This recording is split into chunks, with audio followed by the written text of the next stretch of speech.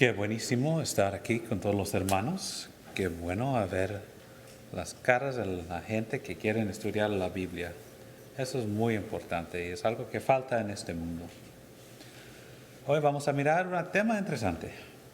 Es un estereotipo a decir que los hombres tienen problemas con compromiso. Pero me parece que es un problema que la sociedad en general tiene. Se parece que la sociedad sigue lo que es en la moda. Cosas cambian y quieren el nuevo. Es como con las dietas. A un tiempo decía que debes comer solo fruta. Hay fruta aquí en un parte que no. Tomates son frutas. A un tiempo tenía una dieta que solo comieron toronjas. Ahora hay dietas que dicen solo que comes proteínas o solo carne. O no debes comer una cosa como azúcar, algo así. Y cambia, y cambia, y cambia. Y una dieta se pone en moda, pero pasa un tiempo, bueno, cambia. Y no importa porque cuántos de nosotros nos quedamos comprometidos a una dieta. Viene un domingo, alguien trae carnitas y se va a la dieta. Pero es la cosa con nosotros como con humanos, que tenemos un problema con el compromiso. Y eso es el mismo con muchas diferentes cosas. Cosas vienen a ser en moda y el próximo año es algo muy diferente. El tiempo se va adelante y cambia la música, cambia la ropa, cambia los tipos de diversiones que gente tiene. Todo cambia. No hacen el compromiso a tomar una cosa y quedarse con eso. Eso es una predisposición que tenemos. Y solo porque lo tenemos, no decir es algo bueno. La verdad es que la humanidad somos poquito caprichosos. Cuando algo nuevo viene, queremos hacer esa cosa nueva. Pero hoy vamos a estudiar un poquito acerca del tema del compromiso. Esa palabra nos viene en español de una palabra del latín. Compromisum, algo así. La primera parte es y como es casi el mismo como el español, con. Y primisus, la segunda parte, significa promesa. Básicamente, literalmente, esa palabra dice con promesa. Está hablando de personas con promesa. Y en los tiempos cuando hicieron esa palabra, un compromisum, era básicamente esto. Es tener obligaciones a otro. Y lleva el sentimiento que los ambos entraron libremente, no bajo coerción. Esa palabra en su inicio significaba, básicamente que hay dos partes, dos personas, quizá dos grupos. Ellos se fueron a un árbitro para hacer un pacto. Y básicamente decían que van a cumplir sus obligaciones, van a cumplir sus promesas, como adjudicaron del árbitro. Tenemos las dos partes, se vienen a un árbitro, tienen un asunto, una cosa, y hablan con el árbitro. El árbitro hace él lo adjudicó esa idea, ese asunto. Y los dos grupos decían, sí, vamos a hacer eso, y cumplieron esa promesa. Es básicamente, lo siento, estoy usando esa palabra básicamente demasiado, pero básicamente es la idea de tomar una promesa y tener esa promesa, de vas a cumplirlo. El compromiso es ser con promesa. La palabra de Dios tiene algo a decir acerca del compromiso. Es interesante porque no encontramos esa palabra compromiso directamente en la Biblia. Pero ese concepto es muy claramente en la Biblia, muy claramente. Y vamos a empezar donde la mente de la mayoría de gente que escuchan esa palabra compromiso empiezan. Y es con el matrimonio. ¿Y dónde empieza el matrimonio? Vamos al libro de Génesis capítulo 2.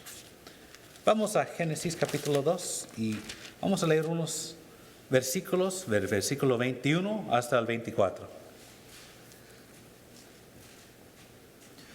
Llegamos a Génesis capítulo 2, versículo 21 a 24, y encontramos esto. Entonces Jehová Dios hizo caer sueño profundo sobre Adán, el primer hombre, y mientras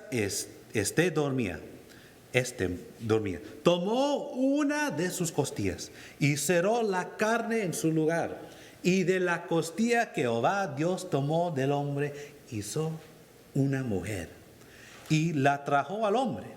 Dijo entonces Adán: esto es ahora hueso de mis huesos y carne de mi carne. Esta será llamada varona, porque del varón fue tomada. Por tanto, dejará el hombre a su padre y a su madre, y se unirá a su mujer, y serán una sola carne. Aquí tenemos el comienzo, el inicio, el principio, matrimonio, Adán y Eva. Y esa frase, una sola carne, es tan importante.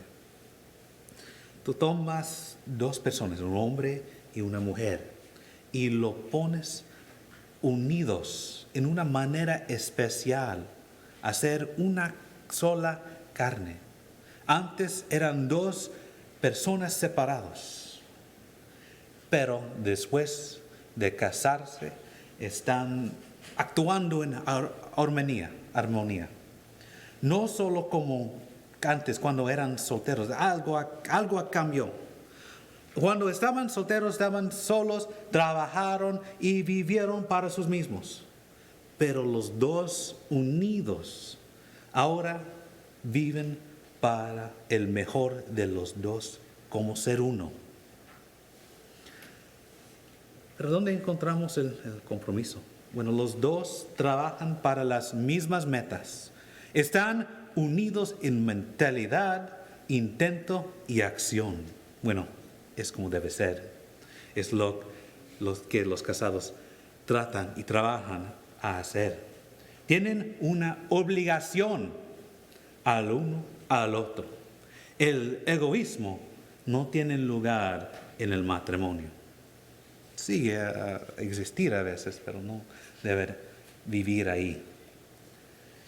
Pero ¿qué son estas obligaciones? Hablemos de obligaciones. ¿Qué son estas promesas que necesitan cumplir estos casados?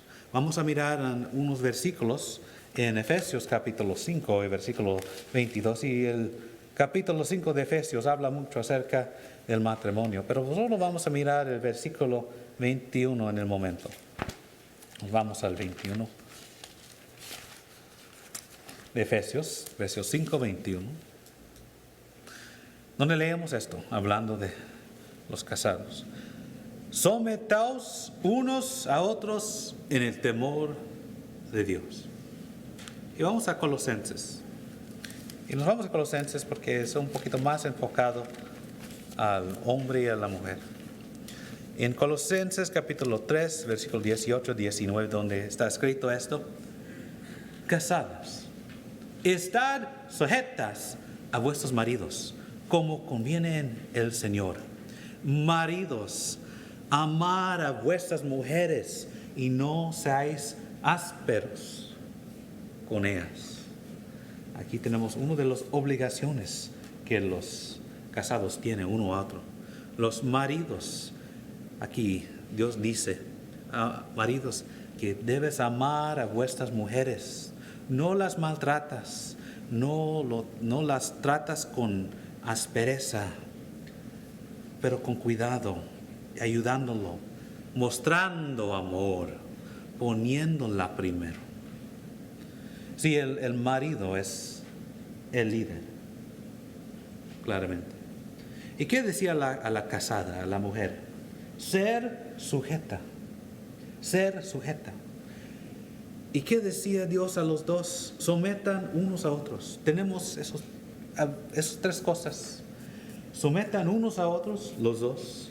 Casadas, las mujeres, ser sujetas a sus maridos, y los maridos a amar a sus mujeres. Sí, el marido es el líder.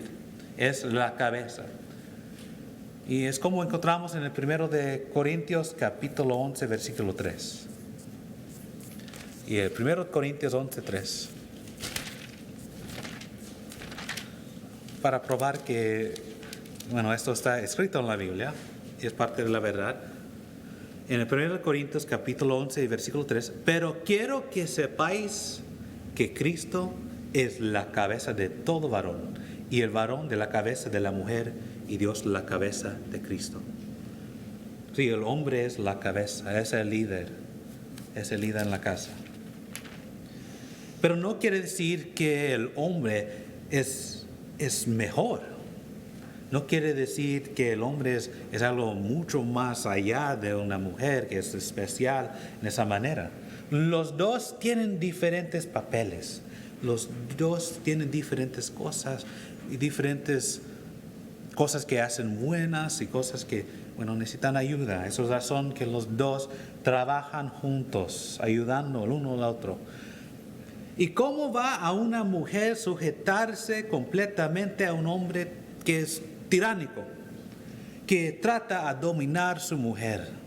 ¿Cómo puede una mujer en su corazón sujetarse a un hombre como así? Es muy difícil. El marido necesita mostrar amor.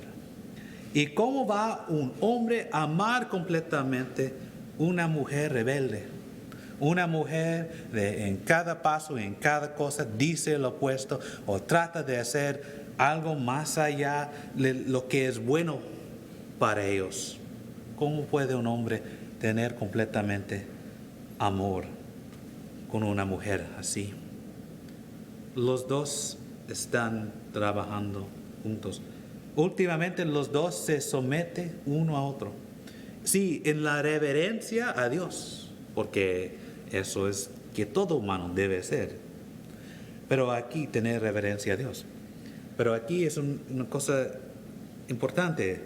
Es para ayudar al hombre y la mujer, que los dos son el mismo nivel espiritualmente bajo Dios. Somos humanos, tenemos almas todos. Y también es para ayudar ellos a conocer que son la misma carne, que son unidos, que someten el uno al otro, porque son unidos los dos. Están tratando de trabajar para el bien. Necesitan someterse uno a otro para ayudar uno a otro.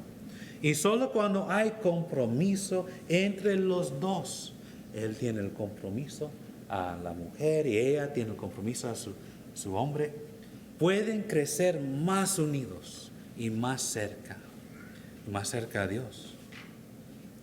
Pero quizás estás pensando, pero en este mundo existe divorcio. Que ¿cómo puedes tomar dos personas que están unidos en una carne? Pero en este mundo dice que puedes separarlos, que puedes dejar un matrimonio. Bueno, Jesucristo tiene algo de decir acerca de eso en Mateo capítulo 19. Vamos al Evangelio de Mateo. Mateo 19. Vamos a mirar unos versículos 3 hasta 9. Mateo 19, versículos 3 hasta 9.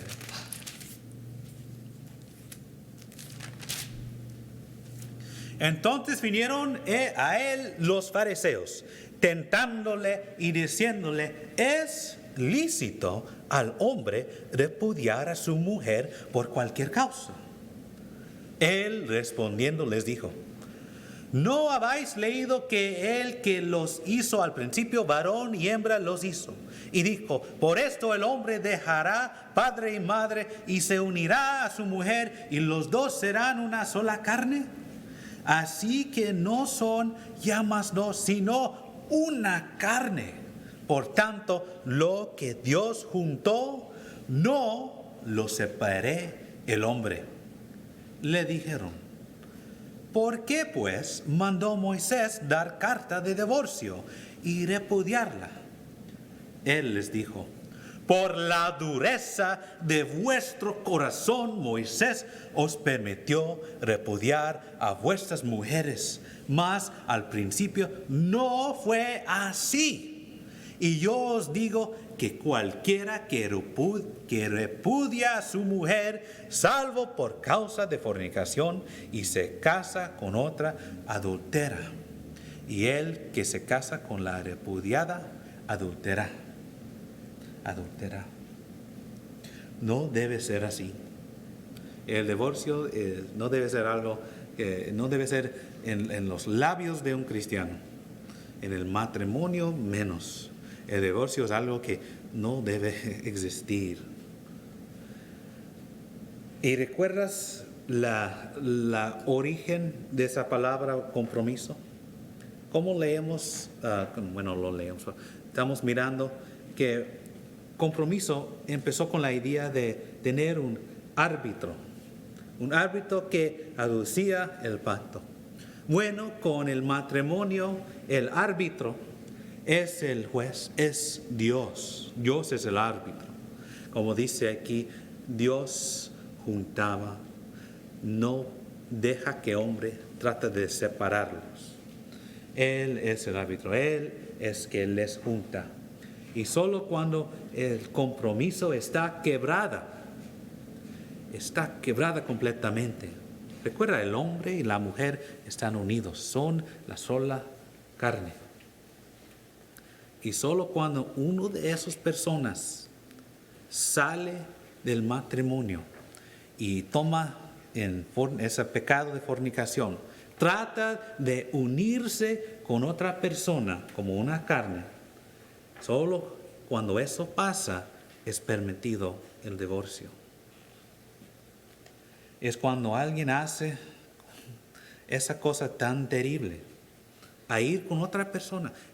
Ya tenía una promesa, estaba comprometido a una persona, ya, que ellos van a estar juntos, que van a ser carnes, van a ser unidos, van a ser hombre y mujer. Pero se fue y hizo algo con alguien otro y quebró ese pacto. Es solo cuando eso pasa, Dios dice que es permitido. No es necesario, pero es permitido que el uno que no pecó podía dejar al otro. Es triste, pero eso pasa. Pero ya comprendemos un poquito más acerca del compromiso en el matrimonio. Y ahora vamos a mirar la relación que Dios tiene con su gente. Porque muchas veces, Dios utiliza esa idea del matrimonio cuando está hablando de su relación con su gente. Y eso no debe ser una sorpresa porque Dios siempre, con sus relaciones con hombre, tenía unos pactos, unas promesas. Y encontramos esto desde el Adán y Eva. Regresamos al Génesis capítulo 3 y versículo 3. Estamos hablando acerca de Adán y Eva. Están en el huerto del Edén. Y en el huerto del Edén tenemos esto. Pero del fruto del árbol que está en medio del huerto, dijo Dios, no comeréis de él ni le tocaréis para que no muráis. Aquí tenemos un pacto, tenemos la promesa. La promesa era que si lo comes, vas a morir. Si no lo comes, vas a vivir. Si lo dejas y no lo tocas y no lo comes, vas a vivir. Pero aquí es un pacto entre Dios y Adán y Eva. Es el primer ejemplo de un pacto así. Pero encontramos esto muchos más a veces en el futuro, como con Noé. Dios hizo un pacto con Noé. Si Noé se construyó el arca y subió con todos los animales de su familia, que Dios va a salvarlo del gran diluvio. Encontramos esto en el mismo libro de Génesis capítulo 6. Voy a leer un poquito acerca de esa promesa. Génesis capítulo 6, versículo 17 hasta el 19. Y aquí yo traigo un diluvio de agua sobre la tierra para destruir toda carne en que haya espíritu de vida debajo del cielo. Todo lo que hay en la tierra morirá. Mas estableceré mi pacto contigo, hablando de Moisés, y entrarás en el arca tú, tus hijos, tu mujer y las mujeres de tus hijos contigo. Y de todo lo que vive de toda carne, 2 de cada especie, meterás en el arca para que tengan vida contigo, macho y hembra serán, para que tengan vida, para que sobreviven esta cosa que va a pasar. Aquí es un pacto. Si tú no me escuchas y haces lo que yo mando, si tú haces el arca, si tú lo subes con tu familia, si tú traes los animales, yo voy a salvarte. Esas son las promesas, eso es el pacto. Y también con Abraham, un poquito más en el futuro. Abraham, capítulo 17, versículo 1 hasta el 10. Un poquito largo, pero vamos a leerlo. El capítulo 17, versículo 1 hasta el 10, tenemos Abraham, 10, y Dios tiene su pacto con él. Era Abraham de edad de 99 años cuando le apareció Jehová y le dijo: yo soy el Dios Todopoderoso, anda delante de mí y sea perfecto. Y pondré mi pacto entre mí y ti y te multiplicaré en gran manera. Entonces Abraham se posó sobre su rostro y Dios habló con él diciendo: he aquí mi pacto es contigo y serás padre de muchedumbre de gentes. Y no se llamará más tu nombre Abraham, sino que será tu nombre Abraham, porque te ha puesto por padre de muchedumbre de gentes. Y te multiplicaré en gran manera, y haré naciones de ti, y reyes saldrán de ti. Y estableceré mi pacto entre mí y ti y tu descendencia después de ti en sus generaciones, por pacto perpetuo para ser tu Dios, y él de tu descendencia después de ti. Y te daré a ti y a tu descendencia después de ti la tierra en que moras, toda la tierra de Canaán, en heredad perpetua. Y seré el Dios de ellos. Dijo de nuevo Dios a Abraham: en cuanto a ti, guardarás mi pacto, tú y tu descendencia después de ti por sus generaciones. Este es mi pacto que guardaréis entre mí y vosotros, y tu descendencia después de ti será circuncidado todo varón de entre vosotros. Y sigue hablando de circuncisión. Tenemos aquí ese pacto entre Abraham y Dios. Si Abraham cumple su parte, si él sigue a ser comprometido y sigue con ese compromiso a Dios, que Dios va a dar como él tenía en sus promesas. Va a darle muchedumbre de gente, descendencia, va a darle la tierra. Y leemos en otras partes, la otra promesa, una bendición a todos va a venir de su descendencia. Todo eso va a venir, venir de Abraham. Y eso es parte de ese pacto, parte de las promesas de Dios. Pero después de Abraham tenemos Moisés. Y con Moisés se acuerdan que como la gente salieron, los israelitas, y perdón que el texto no puedes verlo todo, pero el texto viene del libro de Génesis, Deuteronomio capítulo 6. Deuteronomio capítulo 6. Tenemos Moisés con la gente. Ya salieron de Egipto y ya pasaron por el desierto y están muy cerca de entrar a la tierra prometida. Dios los mandó una nueva ley a través de Moisés, las leyes que los judíos necesitan guardar, es parte de su pacto.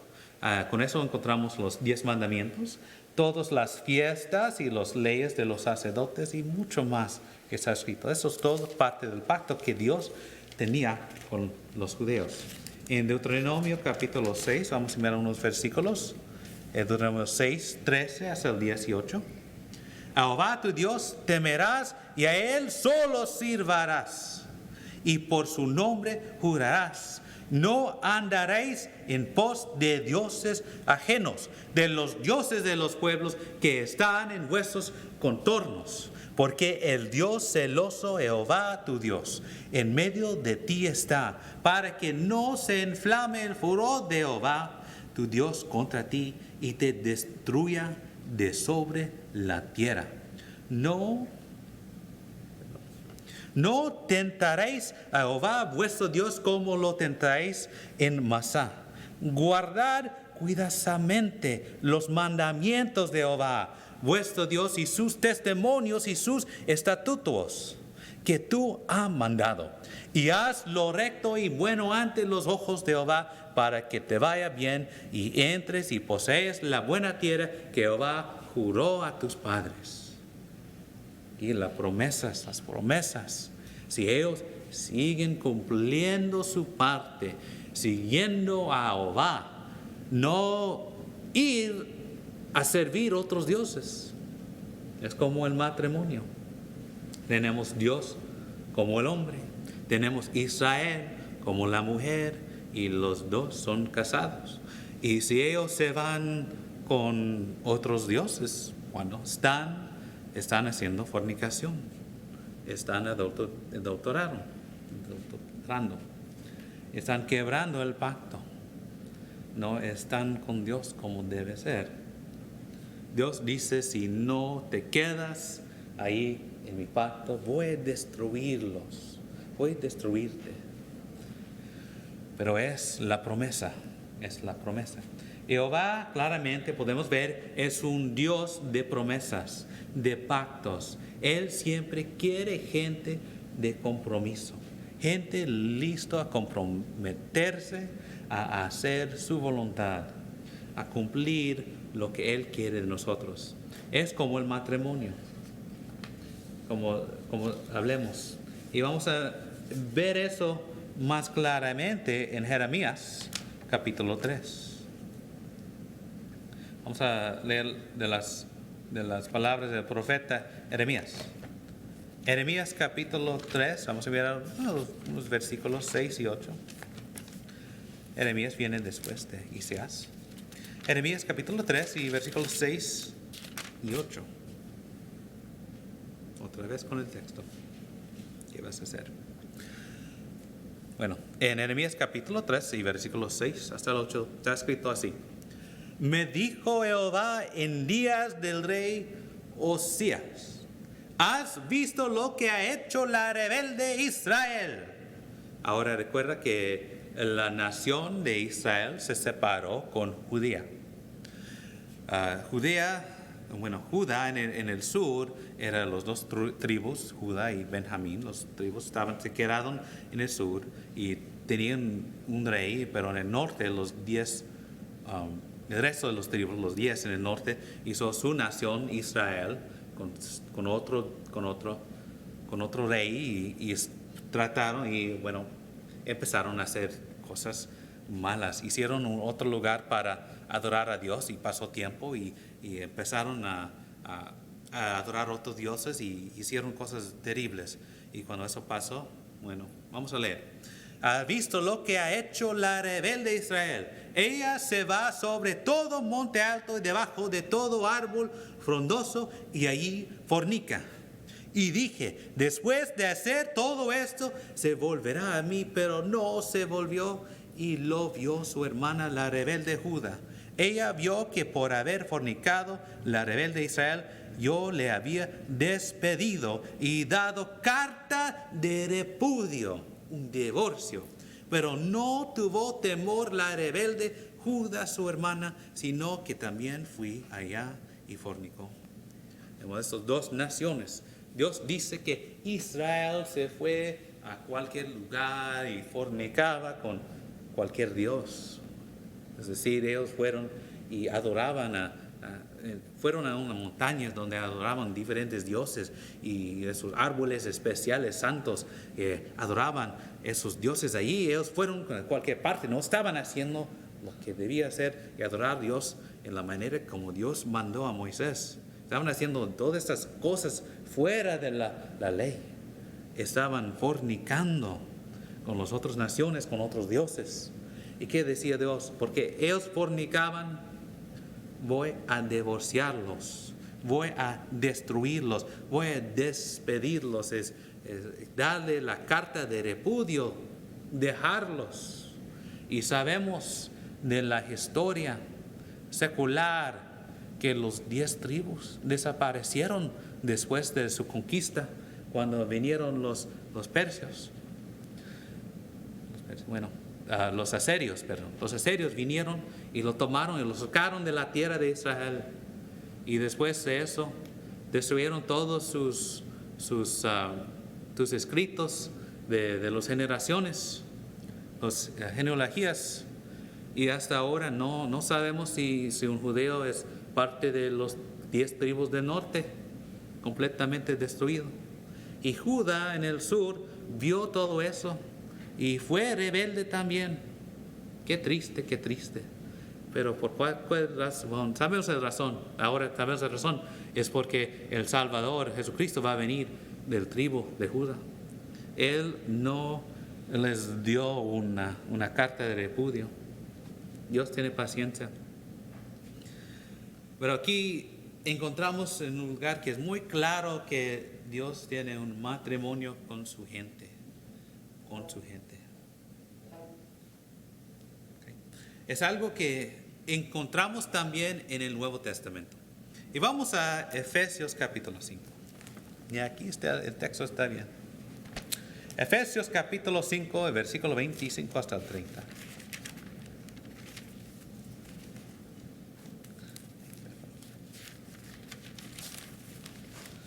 Efesios capítulo 5, versículo 25 y 30. Regresamos a Efesios, a leerlo. En el 25 encontramos casi el mismo que encontramos en Galatas antes. Maridos, amad a vuestras mujeres así como Cristo amó a la iglesia y se entregó a sí mismo por ella para santificarla, habiéndola purificado en el lavamiento del agua por la palabra, a fin de presentársela a sí mismo una iglesia gloriosa que no tuviese mancha, ni arruga, ni cosa semejante, sino que fuese santa y sin mancha. Vamos a parar un poquito aquí. Mira qué tipo de amor debe tener el marido para la mujer. Hasta dar su vida. Hacer todo necesario para la mujer. Puede ser para la mujer. Aquí Cristo hizo todo. Se dio su vida para santificar la iglesia. El hombre debe tener esa misma actitud. Cualquier cosa que necesita para hacer, a cuidar, guardar, ayudar a la mujer a ser más perfecta frente de Dios. Bueno, es el trabajo del marido. Pero seguimos en el versículo 28. Así también los maridos deben amar a sus mujeres como a sus mismos cuerpos. El que ama a su mujer, a sí mismo se ama. Porque nadie aborreció jamás a su propia carne, sino que la sustenta y la cuida, como también Cristo a la iglesia, porque somos miembros de su cuerpo, de su carne y de sus huesos. Aquí es la misma, es la herida del marido. Tiene ese amor, porque son la misma carne, son unidos. ¿Y cómo puede un hombre maltratar o odiar su carne? No es algo que pasa. No es algo que pasa. El hombre cuida su cuerpo y también debes cuidar a su mujer. Y como Dios muestra su amor a la iglesia, el hombre debe mostrar su amor a su mujer.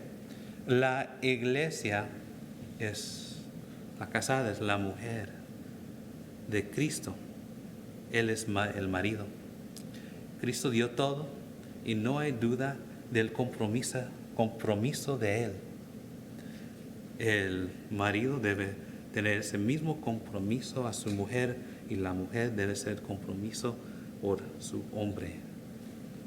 Dios tiene una expectación que su gente van a ser de compromiso a Él, que vamos a comprometernos a Él, que vamos a hacer todo lo que Él quiere de nosotros.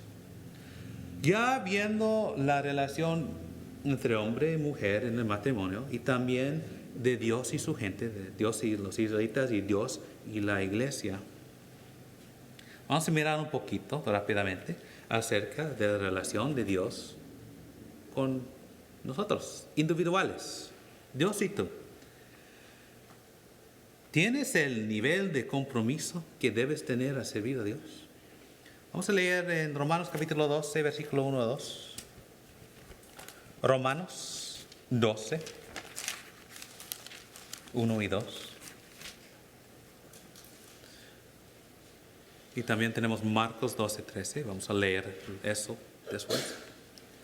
Así que, hermanos, os ruego por las misericordias de Dios que presentáis vuestros cuerpos en sacrificio vivo, santo, agradable a Dios, que es vuestro culto racional.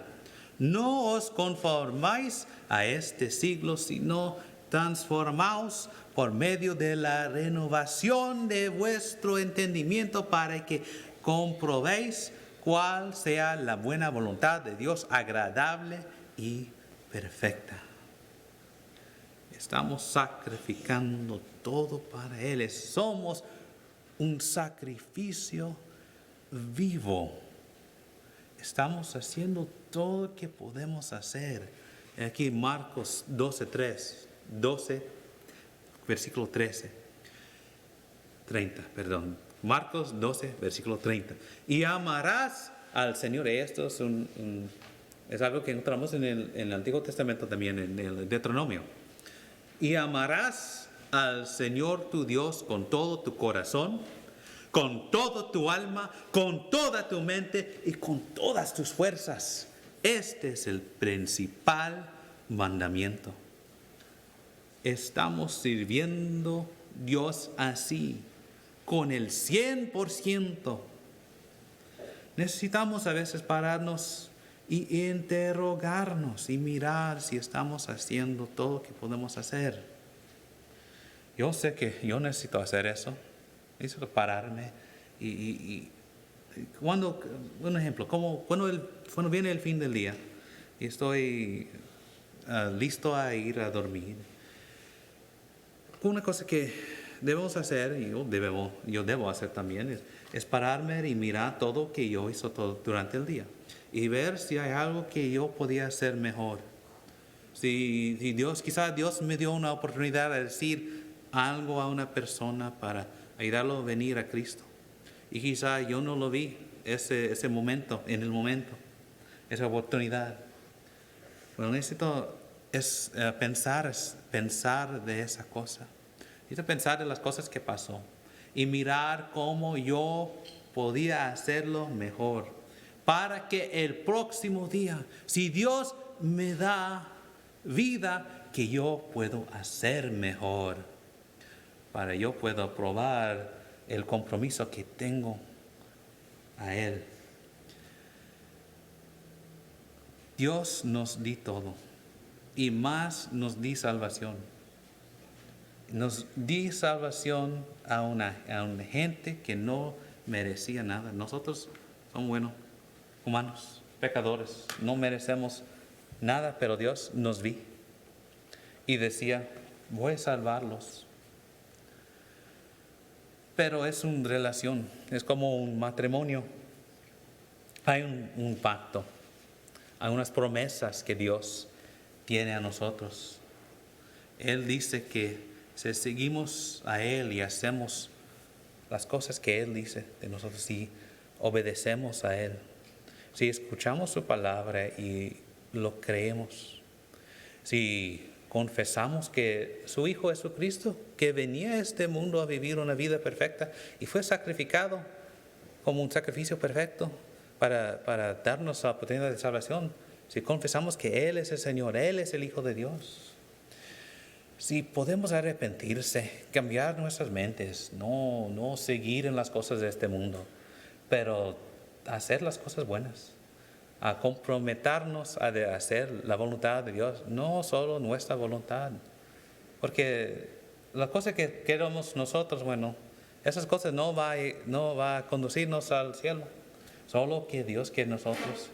Y si somos bautizados, somos limpiados, santificados en la sangre de Cristo, en las aguas del bautismo, que entramos como en ese pacto, entramos en esas promesas, entramos en esa relación especial con el Señor. Es cuando hacemos eso, tenemos la posibilidad, tenemos salvación. Podemos vivir con Dios en eternidad. Hoy este día, mira tu relación con Dios. Si no eres un cristiano, estamos aquí para ayudarte a estudiar y ser bautizado, si estás listo. Si eres cristiano, pero necesitas la ayuda de la congregación, estamos aquí para ayudarte. Cualquier cosa que podemos hacer para ayudarte, por favor, puedes venir enfrente para que podamos como congregación apoyarte, ayudarte, animarte para hacer lo que debes. Vamos a cantar este himno de invitación.